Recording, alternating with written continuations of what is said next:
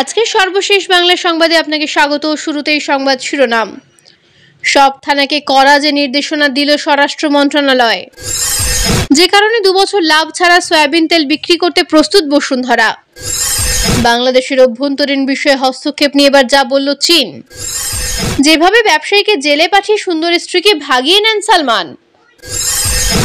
Doctor ইউনূসের কাছে যে দাবি জানালেন শীর্ষ ব্যবসায়ীরা। পাচারকৃত অর্থ ফেরাতে ব্রিটিশ সরকারের কাছে যে সহযোগিতা চাইলেন ডক্টর ইউনূস। যে শর্তে আওয়ামী লীগের বড় নেতারা পরিবার সহ আশ্রয় নিচ্ছেন ভারতে। বিস্তারিত প্রতিবেদনে যাওয়ার আগে অনুরোধ করব চ্যানেলটি সাবস্ক্রাইব করুন এবং আপনি কোন জেলা থেকে আমাদের এই ভিডিওটি দেখছেন তা কমেন্ট করে জানিয়ে দিতে ভুলবেন না। সব থানাকে কড়া যে নির্দেশনা দিল স্বরাষ্ট্র মন্ত্রণালয়। সাধারণ ডায়েরি বা মামলা নিতে দেরি না করতে থানাগুলোকে নির্দেশনা দিয়েছে স্বরাষ্ট্র মন্ত্রণালয়। বুধবার বিকেলে জনস্বার্থে সংক্রান্ত পরিপত্র জারি করা হয়েছে। পুলিশ মহাপরিদর্শক, সব মহানগরের পুলিশ কমিশনার ও সব জেলার পুলিশ সুপারের কাছে পরিচয়পত্রটি পাঠানো হয়েছে। জননিরাপত্তা বিভাগের পুলিশ 3 শাখা থেকে জারি হওয়া পরিপত্রের স্বাক্ষর করেছেন সিনিয়র সচিব ডক্টর মোহাম্মদ আব্দুল মোমেন। পরিপত্রে বলা হয়েছে, প্রাপ্য বিভিন্ন অভিযোগ ও সংবাদ মাধ্যমে প্রকাশিত সংবাদে জননিরাপত্তা বিভাগ অবহিত হয়েছে যে কোনো ক্ষেত্রে কোনো থানায় জিডি এফআইআর মামলা গ্রহণে অসম্মতি জ্ঞাপন বিলম্ব করা হচ্ছে। এক্ষেত্রে দ্রুত প্রয়োজনীয় আইনগত ব্যবস্থা গ্রহণ করতে হবে। পরীক্ষা নিরীক্ষা তদন্ত কার্যক্রম দীর্ঘায়িত করা যাবে না। এতে বলা হয়, বাংলাদেশের পুলিশ জননিরাপত্তা নিশ্চিতকরণে একটি গুরুত্বপূর্ণ প্রতিষ্ঠান। এই প্রতিষ্ঠান তার মর্যাদা পুনঃপ্রতিষ্ঠা কল্পে জনসাধারণের বিভিন্ন অভিযোগ দ্রুত তদন্তপূর্বক প্রয়োজনীয় আইনানুগ ব্যবস্থা গ্রহণ করবে। প্রিয় ভালোবাসার দর্শক, শেখ হাসিনা হিটলার নাকি উন্নয়নের রূপকার? আপনার মূল্যবান মতামত কমেন্ট করে জানিয়ে দিন।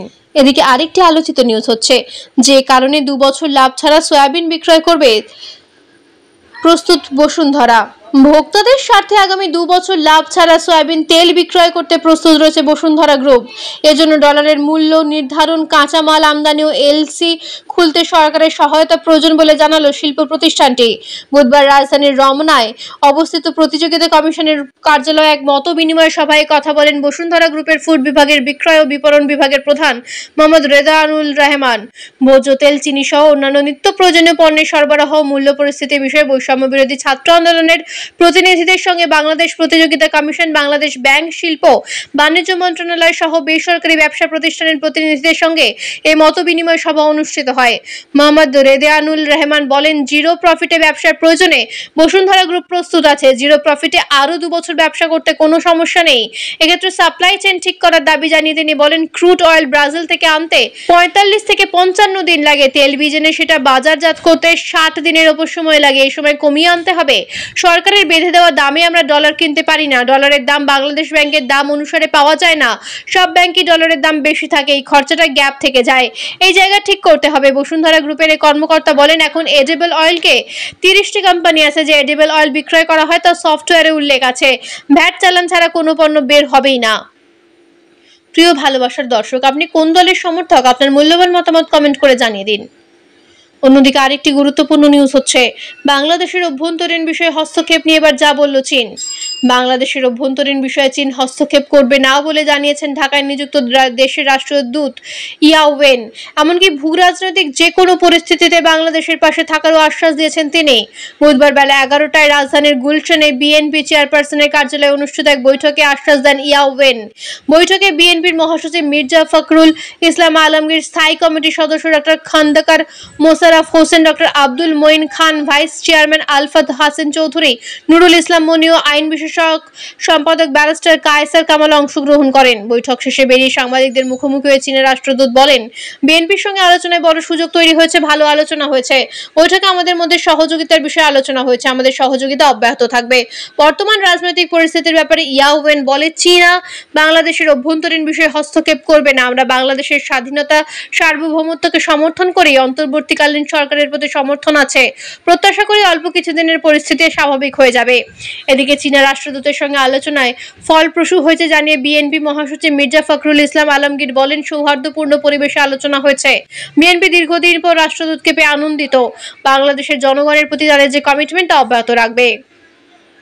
প্রিয় ভালোবাসার দর্শক, আপনি কোন দলকে ক্ষমতায় দেখতে চান? আপনার মূল্যবান মতামত কমেন্ট করে জানিয়ে দিন। এদিকে আরেকটি আলোচিত খবর হচ্ছে যেভাবে ব্যবসায়ীকে জেলে পাঠিয়ে সুন্দর স্ত্রীকে ভাগিয়ে নেন সালমান।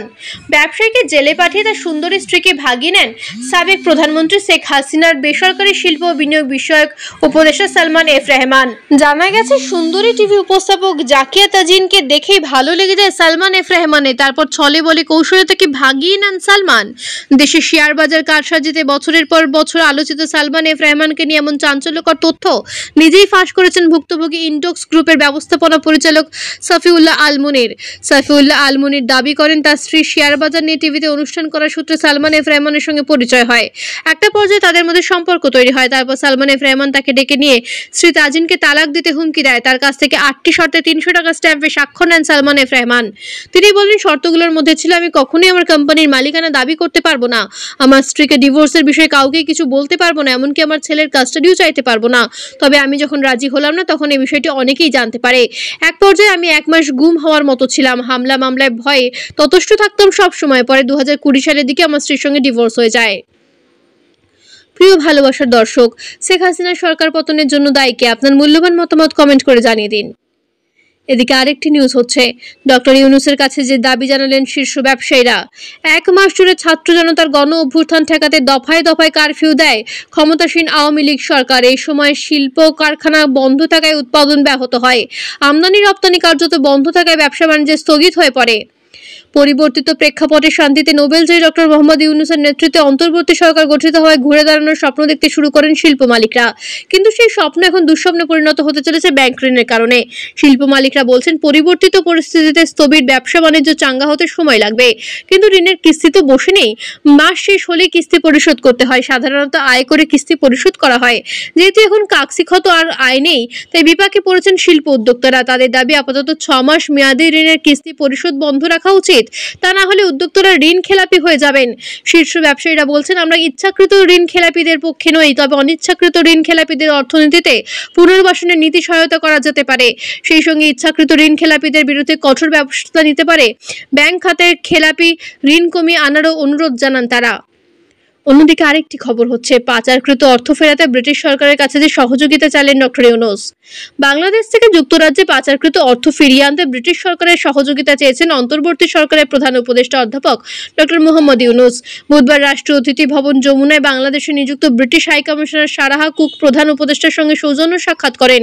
এই সময় ডক্টর ইউনূস পাচার হওয়া অর্থ ফেরত আনার বিষয়ে ব্রিটিশ সরকারের সহযোগিতা চান খবর বাসেসের। সাক্ষাৎ শেষে প্রধান উপদেষ্টার পেশ সচিব শফিকুল আলম ফরেন সার্ভিস একাডেমিতে ব্রিফিং এ সাংবাদিকদের তথ্য জানান। শফিকুল আলম বলেন, আমরা বৈশ্বিক বিভিন্ন প্রতিষ্ঠানের মাধ্যমে জানি যে শেখ হাসিনা সরকারের সময় বাংলাদেশ থেকে প্রচুর টাকা পাচার হয়ে গেছে। যুক্তরাজ্যে বিপুল সংখ্যক মানুষ ঘরবাড়ি করেছেন। পাচার হওয়ায় বিপুল পরিমাণ অর্থ কিভাবে ফেরত আনা যায় সে বিষয়ে ব্রিটিশ সরকারের সহযোগিতা চেয়েছেন ডক্টর ইউনূস। তিনি বলেন, সরকার পাচার হওয়ার অর্থ ফেরত এনে দেশ পুনর্গঠনের কাজে লাগাতে চায়। বুধবার British high commissioner Sarah Cook ছাড়াও জাপানের রাষ্ট্রদূত ইয়োমা কিমিনোরি প্রধান উপদেষ্টার সঙ্গে সৌজন্য সাক্ষাৎ করেন। এদিকে আরেকটি নিউজ হচ্ছে যে শর্তে আওয়ামী লীগের বড় নেতারা পরিবার সহ আশ্রয় নিচ্ছেন ভারতে। বাংলাদেশের মেহেরপুর উপজেলার কাশারি বাজার থেকে এক এমপির ফোন এসেছিল সীমান্তবর্তী কাথুলি বাজার এলাকায় এক বাড়িতে। দেশের পরিস্থিতি অশান্ত, তাই স্ত্রী এবং তার সন্তানকে নিয়ে কিছুদিনের জন্য দেশ ছেড়ে ভারতের নিরাপদ আশ্রয় চান তিনি।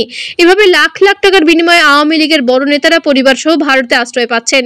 ওই ফোনের কিছুক্ষণ পর কাথুলি বাজার থেকে ফোন আসে নদিয়ার করিমপুর 2 নম্বর ব্লকের রাউতবাটি গ্রামে। মিনিট 5-এর কথোপকথন। যিনি আশ্রয় চাইছেন তার প্রোফাইল, রাজনৈতিক ঝুঁকি, আর্থিক সঙ্গতি ইত্যাদি সংক্ষেপে জেনে নিয়ে চূড়ান্ত হয় রফা।